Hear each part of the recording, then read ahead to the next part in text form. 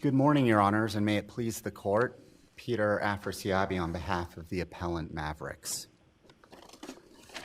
Your Honors, the central reason this Court should reverse is because the copyright infringement that is occurring on LiveJournal's website is not at the direction of users.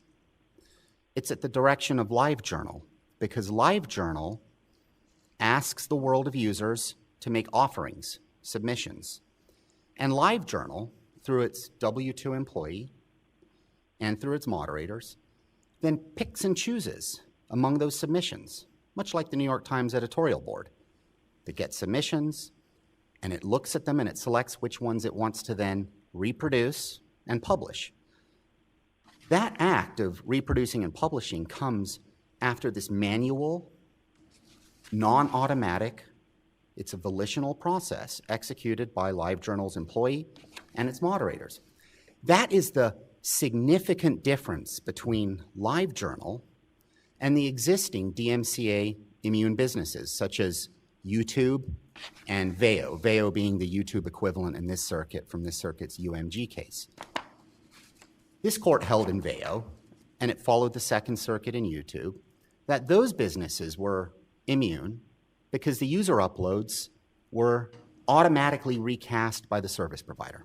Okay. Users put stuff up and it just got published. It's a sort of blank canvas that received stuff and published it. And so the service provider was not involved in any business transactions or any transactions with respect to that content.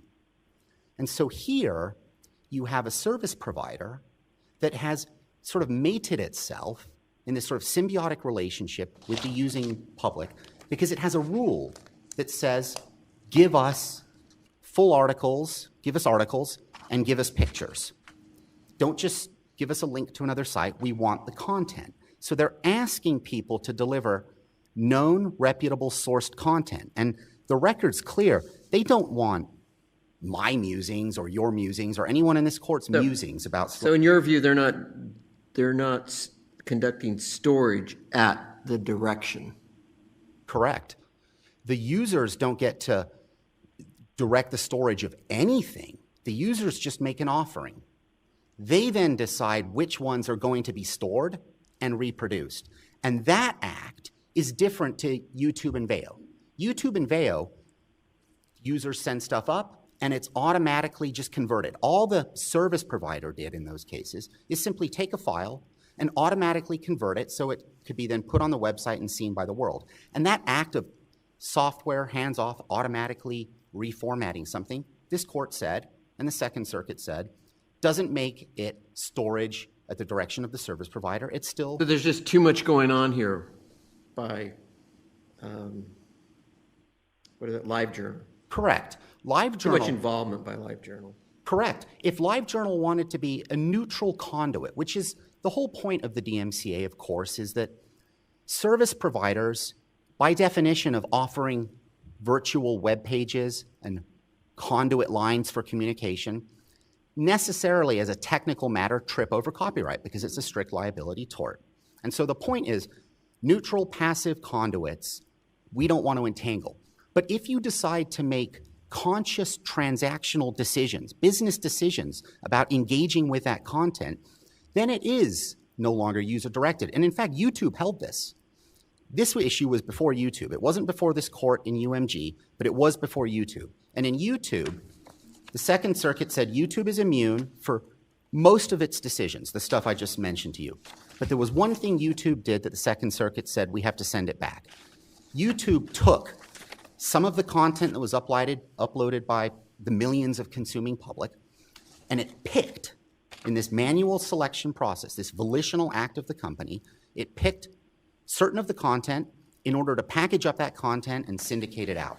And the Second Circuit said, that is not user-directed, and we need to send it back. Well, this now is this circuit's case on that fact pattern. This is worse than that, because here, they're not allowing anyone to upload anything for the world to see. They have rules that demand they get full articles and full content, and it must be of a certain kind. And then they pick which ones they want based on these rules, current, celebrity, they don't want political discourse, and they then curate a site. They've created an online niche magazine. They don't license a single piece of content. They encourage the citizenry to upload full articles, and then they want to hide behind it. Now, the narrowest basis this court could look at this fact record and say, of course, it has to go back to trial, is that the W2 employee, editor Delzer, he said he looks at every piece of content that hits the site. He's one of the people that decides to approve publications. He necessarily, our content hit their website, my client's content hit their website. He doesn't remember whether he approved the Mavrix content or not. This is an affirmative defense upon which they bear the burden of proof. They have to prove it was user submitted. If his position is, I don't remember if I approved it or not, there's a fact issue. You can't say judgment is a matter of law when he doesn't remember. A jury could think he's lying.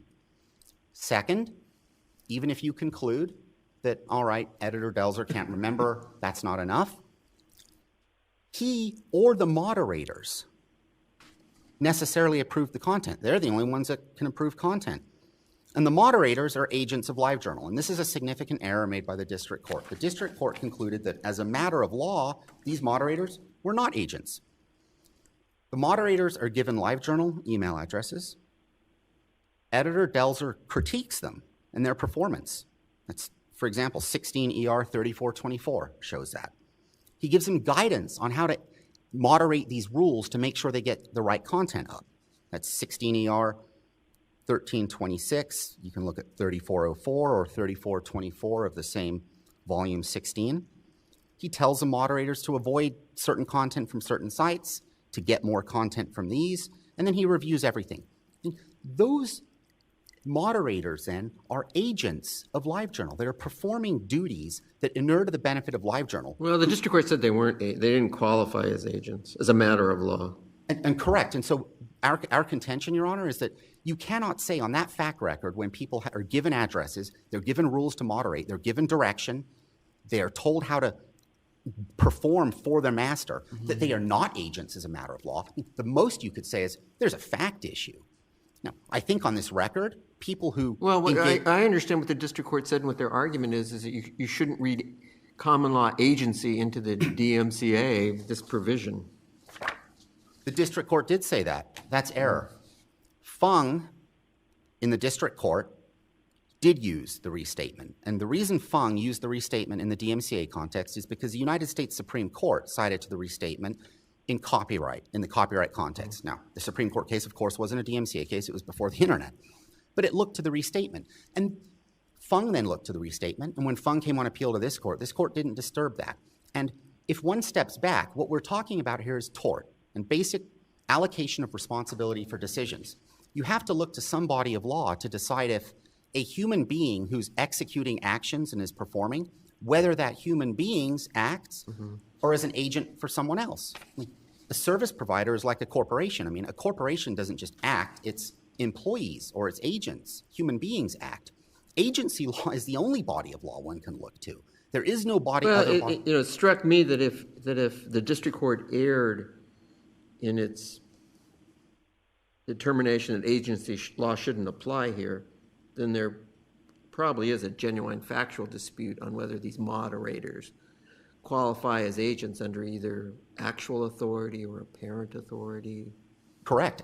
We absolutely agree, Your Honor. There's at a minimum a fact issue when you look at this. But you have to apply agency principles. Sure, you do, but if you don't apply agency principles, you have all sorts of people running around doing things, and if at the first prong, whether or not they were acting at the direction, that might well be a tribal issue of fact. Well, we believe that's certainly a tribal issue of fact for this reason and for the reasons I've already mentioned, coupled with the fact that even if you were to conclude, okay, as a matter of law, these moderators are not agents. Let's just say this court affirmed that holding of the district court, because we're not going to look to agency principles to figure out if people's actions bind someone else. We're not going to do it. Let's assume you did it. There's still genuine issues of material fact because they have rules that tell the public, deliver certain kinds of content, sourced, reputable content, which means it belongs to other people, and give it to us. And if you want to tell the public to do that, when the public delivers that content to you, you've got this sort of symbiotic relationship. It's not genuinely user delivered where you're blind to what's going on, the way YouTube and Veo are blind to what's uploaded. Anything and everything in the world gets uploaded there, no matter how fantastic it is, however banal and silly it is, long, short, repetitive, it doesn't matter. They're hands off. If you involve yourself in the determination of what content you insist be given to you, when someone gives it to you, you can't say that you weren't a participant in that. So for that reason, on the threshold 512C question, there's either a fact issue or it was a matter of law. They're not entitled to safe harbor. Now, once you get past 512C, the threshold issue, we get to right and ability to control, financial benefit derived from this. And if the court looks at this court's precedent in Fung concluded there weren't even fact issues. It just as a matter of law, he derived a financial benefit and right and ability to control. Here, if not the same result, at a minimum, there's fact issues because it's identical. You have the website is the draw for the infringing activity. That's this record. I mean, it's in our brief, the sites, they get more money if they get more visitors. They took possession of the site, LiveJournal, in order to make money. That's why they took it, to get ad revenue. And just like in Fung, this court said that they had the right and ability to control because Fung exerted substantial activity, substantial influence on the activity of the users. Well, their rules are telling people what to give them. And then Fung went on to hold that, well, if there was about 90% of the content was infringing, and that supports an inference that the revenue is coming from the infringing content. Well, here, the evidence given was that 84% was infringing. 15% was generously deemed non-infringing, even though it was taken from YouTube, Twitter, and other such social media sites. Only 1% of their content actually is Joe Q Public's random musings. And that's no surprise because when you look at the record at 7 ER 1202, 1203, and 1206, 1207, they want reputable sourced content. They don't want it from quote unquote random people.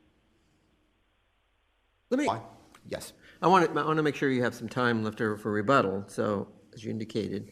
But let me ask, I just have some sort of offbeat questions I wanted to ask you. You're involved in another case that's pending before the Ninth Circuit. Yes, Your Honor. I argued... Venture content. Yes, Ventura content. Ventura content. Correct, Your Honor. I argued... That's a DMCA case, that too. Case, we were alerted to that case. Is there anything in the issues of that case that would affect this case? I argued that appeal about a year ago. I think that appeal has...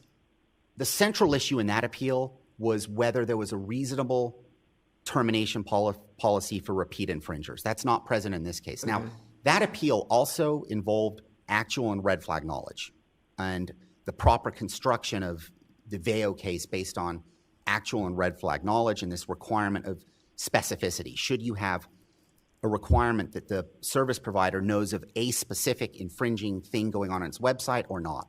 And so it's similar in that sense. I think that's a point of overlap between the two. And one of in working up this case, I noted, and my law clerk and I noted that some of the documents were filed under seal in our court. I believe that's true because I believe they were marked under the protective order. They are LiveJournal's, the internal email communications and the communications between Brendan Delzer, their employee, and some of the... But they're not your documents? No, I don't think any of them. So you don't really care if they're unsealed? No, we don't care at all. I mean, all of this stuff we believe should be public record. Okay. The final issue, and I see I'm getting very low on time, I would like to mention, though, is that this court should reverse and remand, but when it reverses and remands, we should be allowed discovery into the moderators because there is no blanket immunity to be impervious to even discovery so that we can go to trial. Because even if this court concludes they're not entitled to the safe harbor as we believe they should, as what we believe you should, we still need to interview and depose those moderators because their communications with LiveJournal go to the extent of LiveJournal's knowledge for purposes of willfulness. And so this court shouldn't hold that there's a First Amendment right to engage in copyright infringement and be entirely immune from identification and discovery. And unless the court has any further questions, I'll try to save half a minute. Okay. Thank you.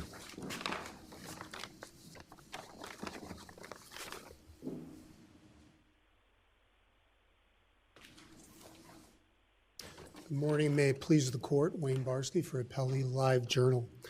My friend Mr. Afrasiabi said at the outset of his remarks that the central question here was whether or not the infringement was directed by users of the Live Journal service.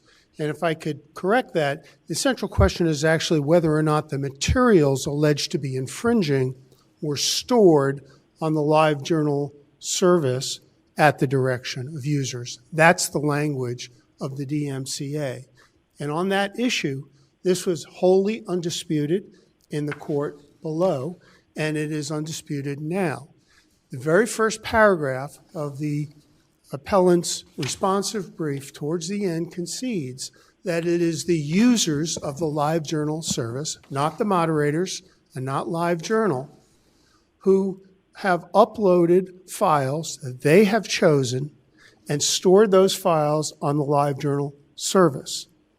What counsel is pointing out is that there are volunteer moderators, 8 of them, as well as one moderator who used to be a volunteer moderator, meaning a member of the community. These are users of the service.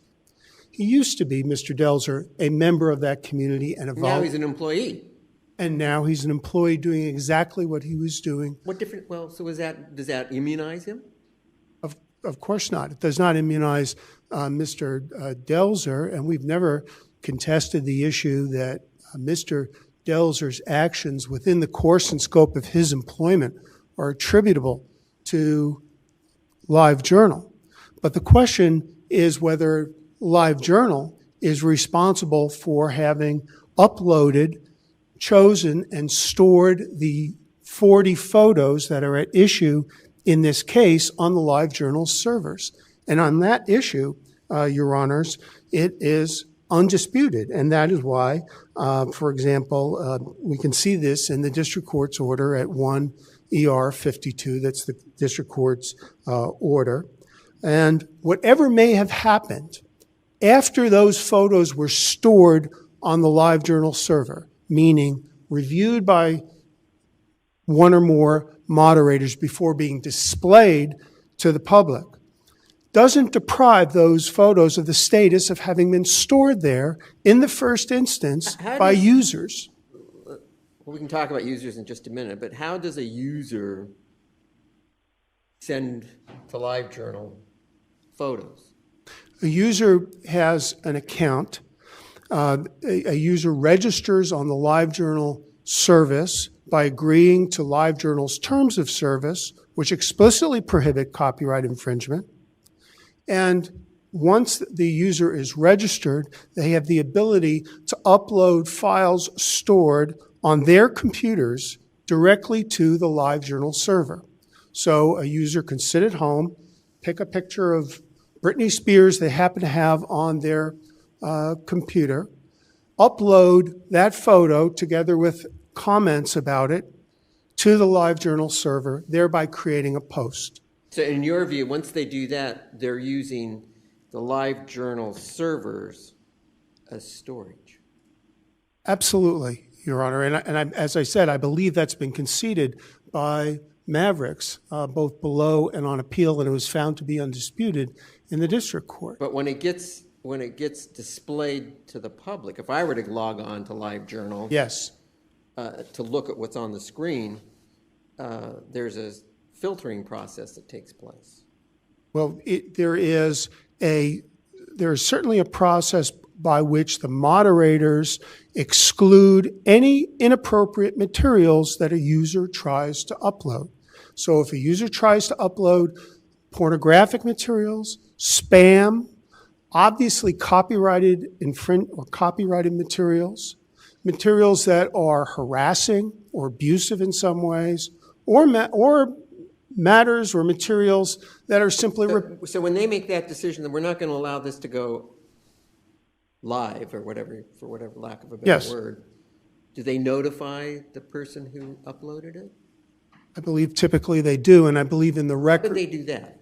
I believe there are either emails or messages that are in the record of the case. So they're acting on behalf of Live Journal? No, the moderator... There are 9 moderators. Sounds like they're acting on behalf of LiveJournal. Respectfully, no, Judge Paez, and here is why.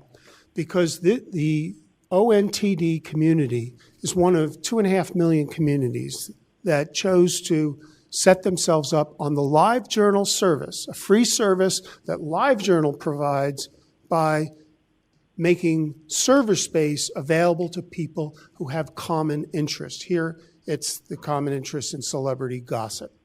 And so what LiveJournal does is provide the server space. What the community does is create their own website, create their own content. And the whole point of a blog hosting service like LiveJournal is to allow these types of communities or individual blogs and journals to flourish so that people can explore whatever. You don't think these moderators act with the apparent authority of LiveJournal to exclude matters? No, they don't, Judge Paez. They act with but they certainly act with the authority of the community itself that chose to be moderated. And there is one of those moderators, Brendan Delzer, who is now a LiveJournal employee. So if he excluded any material, that would be on behalf of LiveJournal, correct?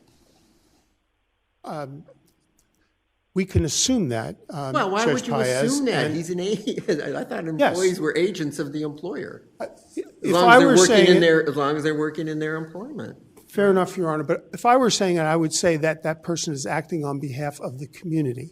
But when Mr. Delzer, whether Mr. So he's wearing two hats. In effect, yes, because he's doing exactly what he's doing before he was ever an employee. But put that aside for a moment. Whether or not the moderators are agents is not relevant to the question of whether or not the materials were stored in the first instance on those servers by users, as to which there is no dispute, and as to which the district court found undisputed. Here's the one circumstance that might be affected by that, Your Honors, and that is whether or not, because those moderators participated in that activity, they acquired disqualifying knowledge under the DMCA. Isn't that a factual dispute here? I'm sorry, Your Honor. Isn't that a factual dispute here? There is no factual dispute here as to any disqualifying knowledge, and here is why. Because unlike the Fung case, Columbia Pictures versus Fung, that counsel referred to earlier, none of these moderators, and certainly not LiveJournal, ever solicited any content, ever tried to set up a community that specifically hewed to a particular theme. That is what Mr. Fung did. He was running a criminal enterprise, trading in first-run movies and television shows and allowing people, encouraging people, facilitating the download and upload of pirated files. Okay? That's not this case. What this case is you have a free space provided by LiveJournal for a community with its users uploading materials and commenting on the materials and talking about those materials online. But what either red flag or actual knowledge requires for there to be disqualifying knowledge, and Your Honor, the jurisprudence of this court is clear on disqualifying knowledge. You have to have knowledge of specific instances of infringing content. For actual knowledge, there has to actually be a subjective understanding that something is infringing. For red flag knowledge, the actor must have specific knowledge of facts from which a reasonable person would conclude that infringement was objectively apparent or objectively infringing. I thought there were some copyright marks on these photos. There was not. Absolutely not, Your Honor. Nothing? There were watermarks on 11, as I recall, 11 of the 40 photographs. Those watermarks did not say copyright Mavrix 2012 or whatever it might be. The 11 of those copyrights pertain to something called ISOPIX. That was the watermark on it. www.isopix.com, I believe, was the exact watermark. There were two photos that had a Mavrix online website watermark, where it said www.mavrixonline.com. Not one of the photographs said copyright Mavrix, whatever date it might be.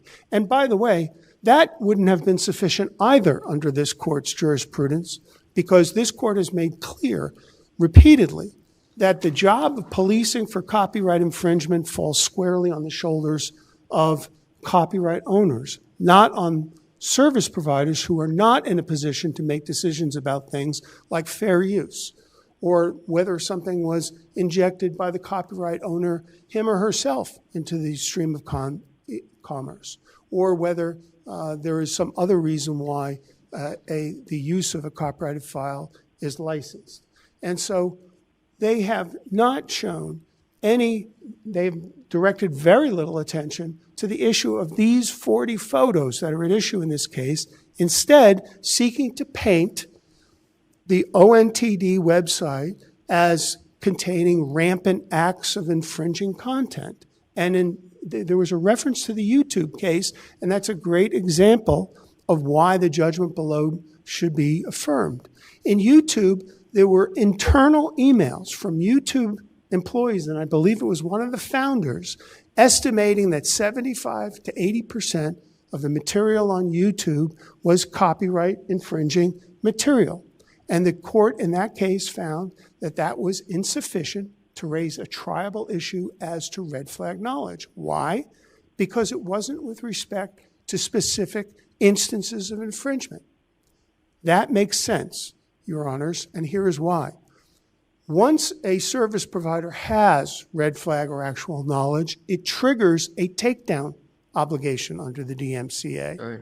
And so if you don't know what specifically is infringing, then you don't know what to take down. And so it would be anomalous to find that. There's one other requirement too that could get you, where you could be accepted from the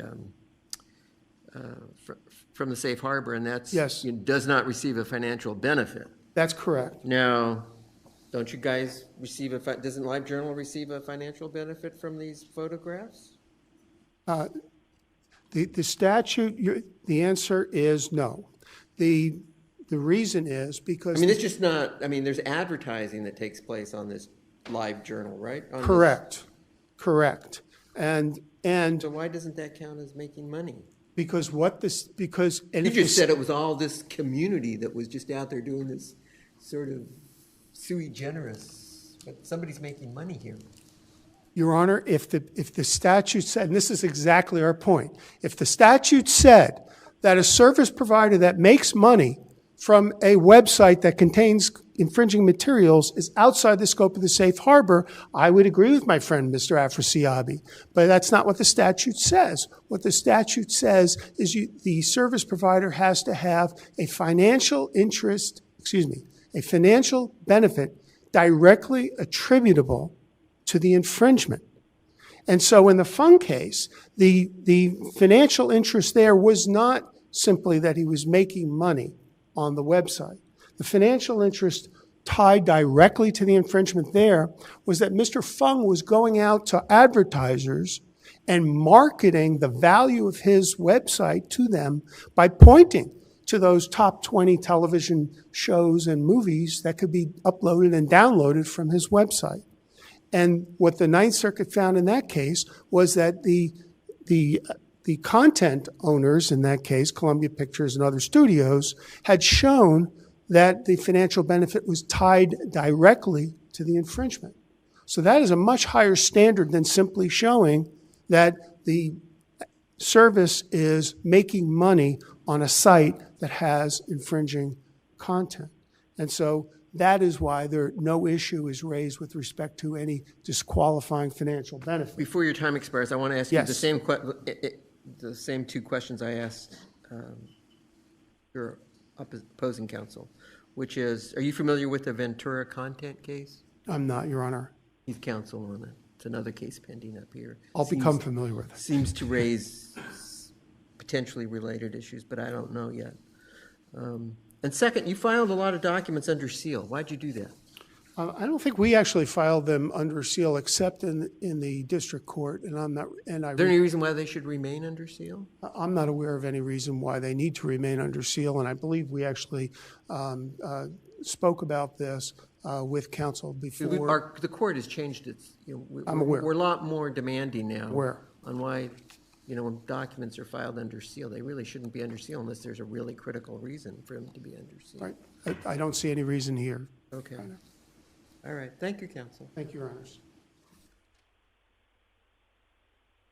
Your Honors, very, very fast and critically, they're not just screening to get rid of pornography. If you look at 17 ER 3465, 13 ER 2557 to 58, their moderators sent responses to users saying, we rejected your submission, you need to include more of the article.